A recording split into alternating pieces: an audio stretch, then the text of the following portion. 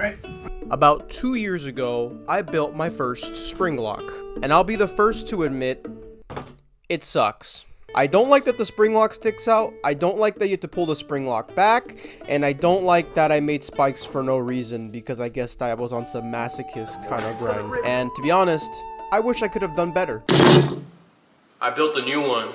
Now, by taking a look at this thing, you might say, where's the spring locks? And why does it look so ugly?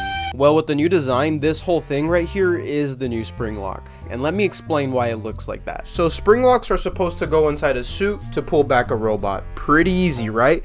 Well, it's not when you realize these things are actually a really big problem because these things are thick and they're huge. And if they go in a suit, they'll either look like this or like this. This way, making them basically useless. This way, you can't even fit in the suit unless you're as skinny as the Jamaican cinnamon stick from that one cereal. The new spring lock basically works the exact same way and is just as dangerous. It just fixes a lot of the problems that the old one had. Like with the old one, I had to pull it back to actually lock it, and instead of doing that with the new one, I put a threaded rod and then put this nut so I can crank it instead with a wrench, which is so much better, honestly. Probably the most accurate to the game, which says that you need a hand crank to pull back the locks, the spring locks.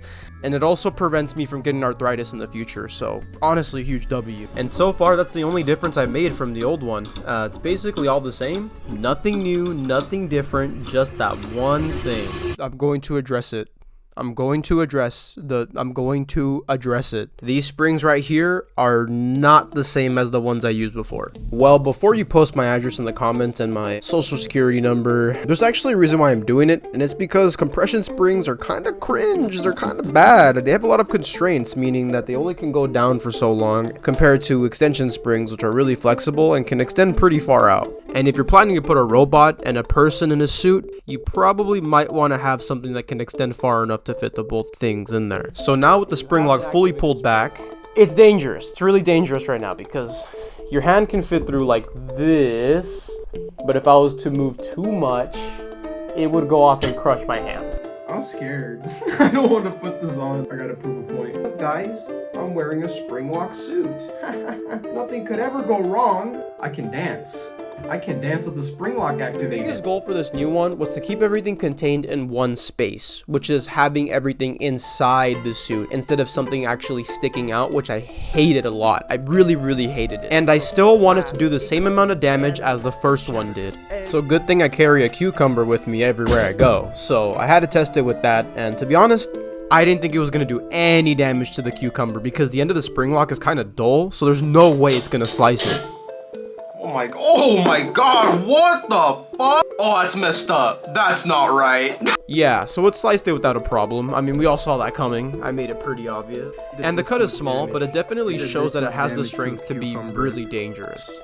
Dude, that's bad. That is like the cleanest cut on a cucumber ever. Dude, look how perfectly it cut that. And these springs aren't even that big. Well, hold on now. The spring lock isn't supposed to be the only thing dangerous inside the suit. Like I said before, inside a suit to pull back a robot. The dangerous part in the spring lock suit is actually the robot parts that it pulls back. Something that I didn't include at all with my first one. So the plan right now is to have this spring lock lift up robot parts that are eventually going to be pretty dangerous. But if you look closely and carefully, or just look in general, it looks very unfinished and I don't have any robot parts near me. And that's where I would like to announce a little bit of something I'm gonna try doing now. Instead of just me finishing it on my own, no video, 3 months break, I actually want to actively post updates about building this thing. And you know, see how far I come every week.